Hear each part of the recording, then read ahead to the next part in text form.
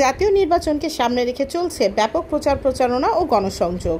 বাংলাদেশ জাতীয়তাবাদী দল বিএনপির সকল নেতাকর্মী ঐক্যবদ্ধ ধানের শীষের প্রচারণায়। মনোনয়ন প্রত্যাশীগণ সময় দিচ্ছেন নিজ নিজ এলাকায়। ঢাকা দক্ষিণ সিটি কর্পোরেশনের ৩১ নং ওয়ার্ডের চকবাজার, বেগমবাজার এলাকায় ধানের শীষের প্রচারণায় আজ লিফলেট বিতরণ করেন ঢাকা ৭ আসনের মনোনয়ন প্রত্যাশী ও বিএনপির নির্বাহী কমিটির অন্যতম সদস্য জনাব হামিদুর রহমান হামিদ।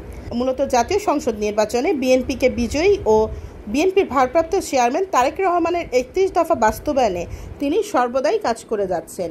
লিফলেট বিতরণ, গণসংযোগ, প্রচার প্রচারণা হতে শুরু করে ঢাকা ৭ আসনের সকল সাধারণ মানুষের সাথে মত বিনিময় সহ চেষ্টা করছেন সমসাময়িক সমস্যা সমাধানের।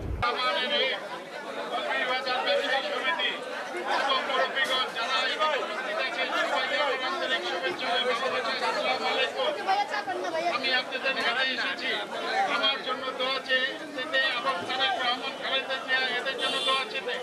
আপনারা যদি আমাকে ভোট দিয়ে জয়যুক্ত করেন, আমি যদি নমিনেশন পাই, আমি বিএনপি থেকে মনোনয়ন প্রত্যাশী, আমার জন্য দোয়া করবেন সবাই ইনশাআল্লাহ। আমি যদি নির্বাচিত হই তাহলে আপনাদের পাশে আপনাদের অনেক সমস্যার সমাধান আমি দিতে পারবো। আমি আপনাদের পাশে থাকতে পারবো।